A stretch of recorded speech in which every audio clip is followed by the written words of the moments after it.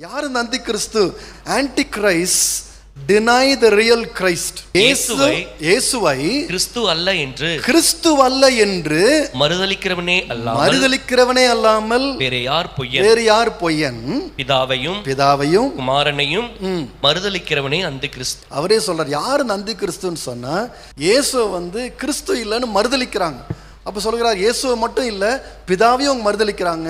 இப்போ இது என்ன, இதையும் இன்னும் புரிஞ்சுக்கணும். என்ன மறுதலிக்கிறாங்கன்னா என்ன அப்படின்னு சொல்லி நம்ம புரிஞ்சுக்கணும். இவங்க என்ன பண்ணாங்கன்னா பொய்யர் என்ற வார்த்தை சொல்கிறார். அவங்க பொய் பேசுகிறாங்க, இயேசுவை பற்றி பொய்யான காரியங்களை என்ன பண்ணுறாங்கன்னா பேசுகின்றாங்க அப்படின்னு சொல்லி. இன்றைக்கு உலகத்தில் கிறிஸ்தவர்கள் அப்படின்னு சொல்லி ஒரு கூட்டம் இருக்குது. அவங்க பேர் என்ன? ஜெகோவா விட்னஸ் அப்படின்னு பேர். அவங்க பேர் ஜெகோவா விட்னஸ்.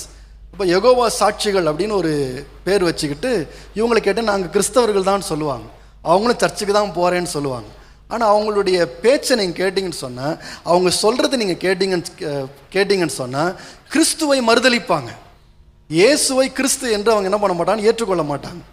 ஆண்டவரை பற்றி பைபிளில் படிக்கும்போது திருத்துவ தேவன் என்று பைபிள் சொல்லவே இல்லை என்று அவர்கள் சொல்லுகின்றாங்க. அது ஒன்று.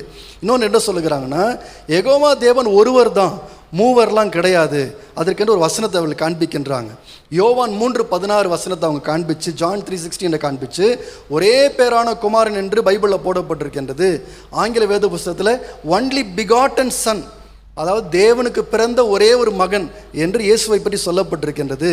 அப்படி என்றால் இயேசு உருவாக்கப்பட்டவர் தான்.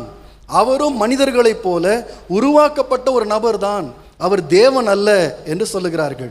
கொலோசியர் 1:15 வசனத்தை அவர்கள் காண்பித்து, தமிழ் வேத புஸ்தகத்தில் முதற் பேரானவர் அப்படின்னு ஒரு வார்த்தை வருது. இயேசுவை பற்றி முதற் பேரானவர் அப்படின்னு வார்த்தை வருது.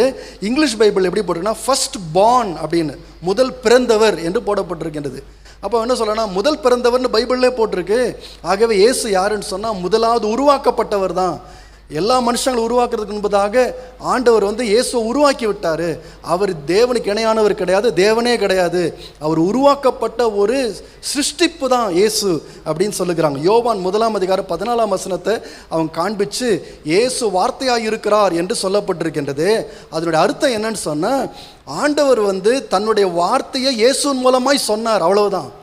அப்போ இயேசு என்ன பண்ணான்னா பிரசங்கம் பண்ணார், ஆண்டவருடைய வார்த்தைகள் எடுத்து பிரசங்கம் பண்ணார். அதனால தான் அவர் வார்த்தை என்று சொல்லப்பட்டிருக்கின்றதுன்னு சொல்லி ஒவ்வொரு வசனமாக எடுத்து என்ன பண்ணுகிறாங்கன்னு சொன்னால், அவர்கள் தவறான விதத்தில் அவர்கள் அதற்கு வியாக்கியானம் கொடுத்து இயேசுவை தேவன் என்று, கிறிஸ்து என்று, மேசியா என்று என்ன பண்ணுறதுன்னா அங்கீகரிக்கிறது கிடையாது. கிறிஸ்தவர்கள் என்று பேர் சொல்லி கொண்டிருக்கிறாங்க. ஆனால் கிறிஸ்துவிலிருந்து வெளியே போனவங்க அவர்கள் யாருன்னு சொன்னால்